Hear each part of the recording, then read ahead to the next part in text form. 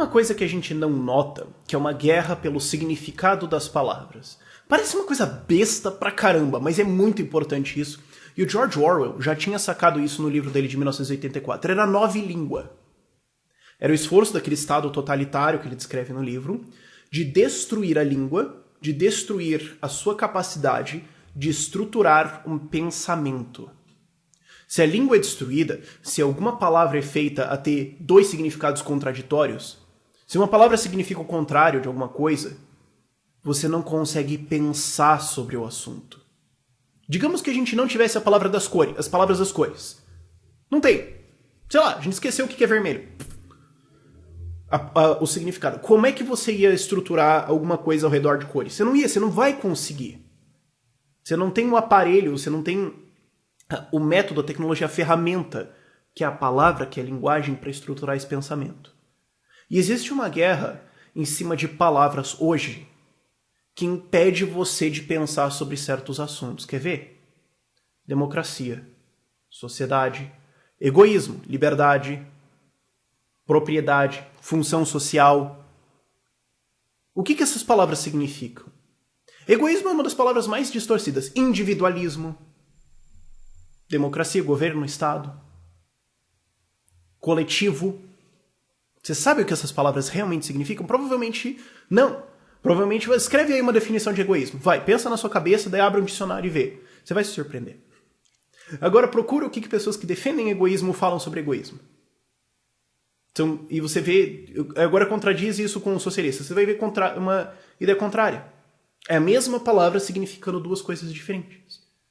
E aí a gente vê naquela educação senso comum, de escola, especialmente na universidade isso acontece muito, mas nos cursos geral, mídias, especialmente nessas mídias ninja, nessas mídias outras, na galera de esquerda que fica tentando refazer a língua, opressão, homem.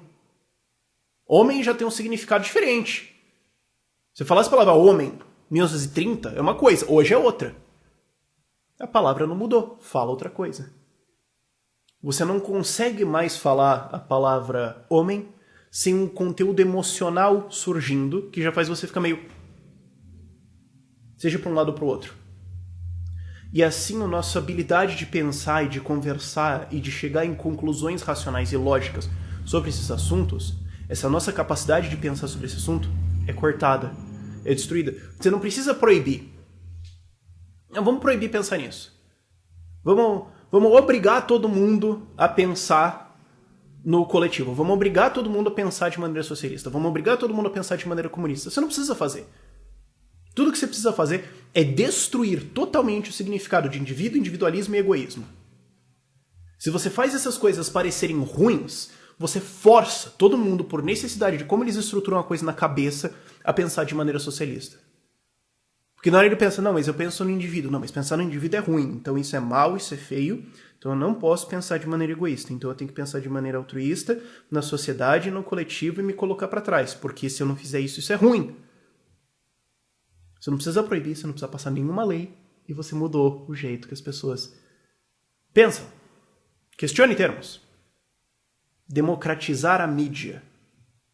Função social do contrato. Questione. O que você quer dizer com isso? Operacionalize. Como é que vai ser isso? Como é que vai ser? O que eu vou ter que fazer? Quem vai fazer? Quem paga? E se eu não fizer? E se eu não participar? Porque é muito fácil você chegar assim... Não, porque o ser humano deveria pensar na sociedade porque esse é o dever da dívida histórica que ele tem perante o coletivo e as outras minorias. Pronto. São palavras totalmente distorcidas e eu consigo travar um pensamento ao redor disso. Você consegue falar horas sobre nada. E você consegue destruir uma discussão antes sequer dela acontecer. Cuidado com isso. Entenda o significado dessas palavras e quando você entender, pare e pensa, pera, qual que é a função de uma palavra linguística? Qual que é a função de uma palavra? É descrever alguma coisa.